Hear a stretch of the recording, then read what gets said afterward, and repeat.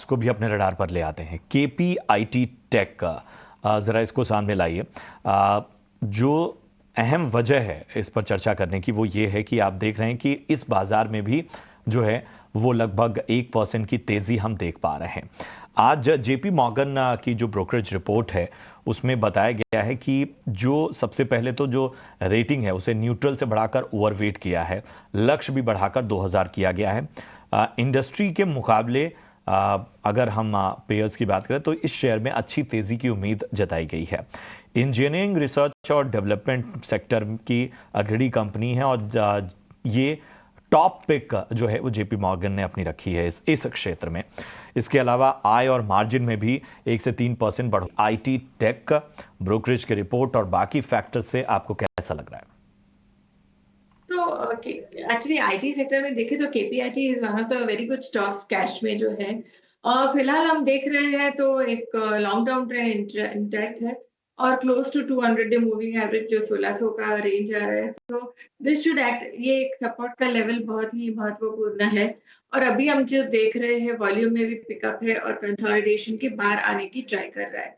सो फिलहाल हम एक्सपेक्ट कर सकते हैं दैट इसमें और एक अपसाइड बाउंस आ सकता है 1800 के टारगेट के लिए।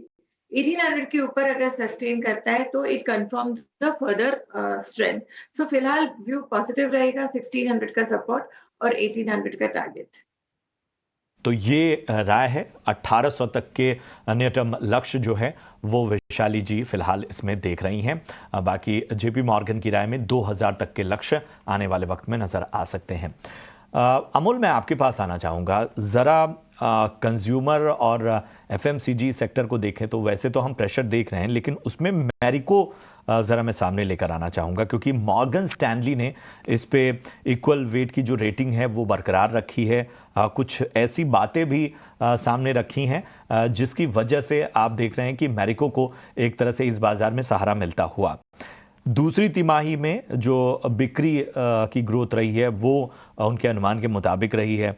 इसके अलावा ख़ास तौर पे पैराशूट तेल के वॉल्यूम में 5% की बढ़त की मुमकिन बताई जा रही है और सब्जियों के भाव बढ़ने से मार्जिन में सुस्ती थोड़ी बहुत हो सकती है। तो बहुत मिक्स जो है वो रिपोर्ट है, लेकिन उसके बावजूद जो इक्वल वेट की रेटिंग है, चूँकि पूरा ये जो कंज्यूमर सेगमेंट है ये बहुत ही रडार पे रहता है और एक तरह से पॉजिटिव नज़रिया ही नज़र आता है। उसमें मैरिको पर आपकी क्या रणनीति होनी चाहिए? जी, आई थिंक थोड़ा सा ब्रॉडर व्यू देखते हैं। आज फिलहाल सुबह का जो मोमेंटम था उसको जरूर उसने सेल ऑफ में किया है, बट कहीं भी डेली चार्ट्स पे या वीकली चार्ट्स पे कोई भी बड़ा डैमेज हुआ नहीं है। इनफैक्ट अगर हम देखते हैं तो स्टॉक अभी भी 20 डे सिंपल मूविंग एवरेज के ऊपर ट्रेड हो रहा है। एक हायर बॉटम फॉर्मेशन है डेली और वीकली चार्ट्स पे। 50 डे सिंपल मूविंग एवरेज के ऊपर भी कंफर्टेबली ट्रेड हो रहा है। सो ओवरऑल अगर हम थोड़ा सा ब्रॉडर टेक्सचर स्टॉक का देखते हैं तो अभी भी प्रॉमिसिंग ही है। मुझे लगता है जो भी पोजिशनल ट्रेडर्स रहेंगे उनके लिए 683 या 675, जहाँ पे 50 डे सिंपल मूविंग एवरेज आपके लाएंगे बीएएसएफ इंडिया।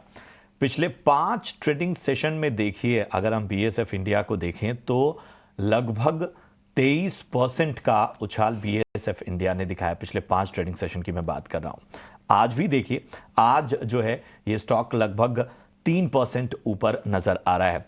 वैशाली जी, जरा बीएसएफ इंडिया पर राय दीजिए, या केमिकल स्पेस में और भी कहीं बेहतर संकेत आपको नजर आ रहे हो तो वहां पर भी नजरिया बताइए। सो यस, बीएसएफ में एक्चुअली अप ट्रेंड है काफी अच्छा सा और it's coming out of also the consolidation range.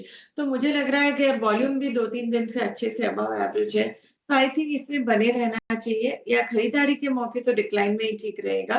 Basically already एक ओवरबॉट की तरफ जा चुका है, तो खरीदारी का मौका तो डिप में ही रहेगा। बट फिलहाल जिनके पास है होल्ड कर सकते हैं, 8800 का नेक्स्ट टारगेट दिख सकता है। और इसके साथ हम देखें तो कंपैरेटिवली वेल काफ़ी स्टॉक्स है, फर्टिलाइज़र स्टॉक, जैसे कि फ्रंटलाइन में हम देख रहे हैं दीपक नाइट्राइट, ऑल्सो टाटा केमिकल्स ठीक चल रहा था, पर थोड़ा वेट एंड वॉच करेंगे बिकॉज़ मार्केट थोड़ा करेक्टिव मूव में है, तो बाइंग की सलाह मैं फिलहाल नहीं दूँगी। बिल्कुल, तो बाइंग की सलाह यहाँ पर नहीं दी जा रही। आगे बढ़ते हैं, एंजल वन पर भी फोकस कर लेते हैं।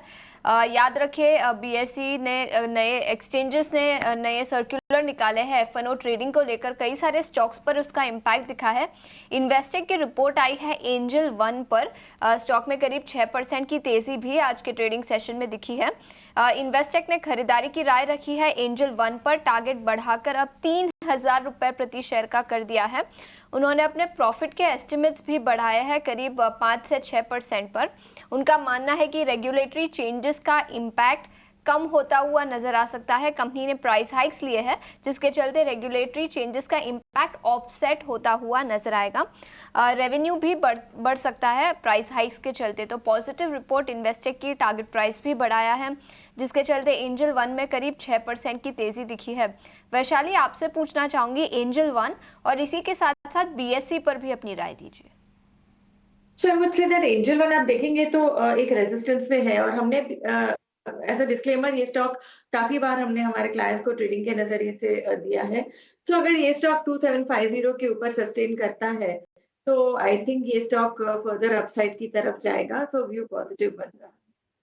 और बीएसई की बात करें तो बीएसई काफी समय से बाय जोन में आ चुका था, अराउंड 3200 लेवल्स के आसपास से, और आज हमने देखा तो रीटेस्ट तो किया ही प्रीवियस हाई को, बट अगर ये 4200 के ऊपर सस्टेन करता है तो आई थिंक ये और भी फर्दर अपसाइड। इसको देखें तो ख़ास तौर पे आज जो इन्वेस्टेक की रिपोर्ट आई है जो डिमांड में एक स्लो डाउन की ओर इशारा कर रही है, उसके बाद से हम देख रहे हैं रियल्टी स्टॉक्स में एक कमज़ोरी साफ तौर पर नज़र आ रही है। फिनिक्स मिल्स, गोदरेज प्रॉपर्टीज़ और डीएलएफ में हम 3 से 5% की गिरावट देख रहे हैं।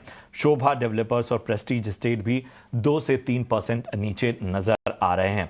हमें बताइए रियल्टी शेयरों पर आपका नज़रिया क्या कहता है, इन तमाम स्टॉक्स को आप कैसे देख रहे हैं? जी, तो पिछले 4 सेशन में निफ्टी की बात करें तो निफ्टी में ऑलमोस्ट 1000 पॉइंट्स का करेक्शन आ चुका है। 26,277 से हम 25,277 के लेवल पे आ गए हैं। तो 1000 point correction in last 4 trading session. और अगर ये पिछले 4 दिन का फॉल हम देखें, उसमें से हम फाइंड आउट करने का ट्राई करें कि कौन सा ऐसा सेक्टर है कि जिसने ज्यादा गिरावट दिखाई है। उसमें से सबसे ज्यादा गिरावट हुई है निफ्टी रियल्टी इंडेक्स में ही। तो सबसे ज्यादा अंडर परफॉर्म किया है इन पिछले 4 दिनों में, और सबसे ज्यादा करेक्शन हमने इस सेक्टर में आते हुए देखा है। और अगर पॉजिटिव साइड पे देखें तो मेटल इंडेक्स ने पॉजिटिव 4% का रिटर्न दिया है।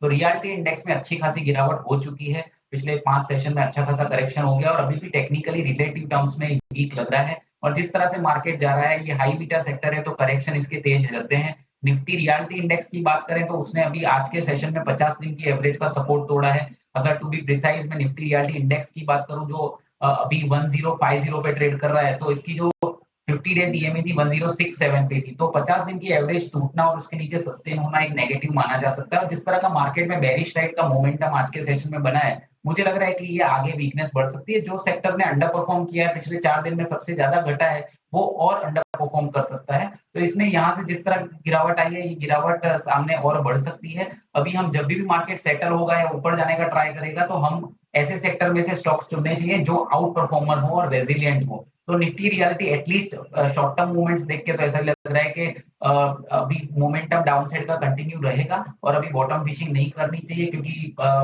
फॉलिंग नाइफ पकड़ने में इसमें काफी रिस्क हो सकता है। तो मुझे लग रहा है कि continuation of an down trend है और यहाँ से 2 से 3% की तुरंत और भी गिरावट पॉसिबल है।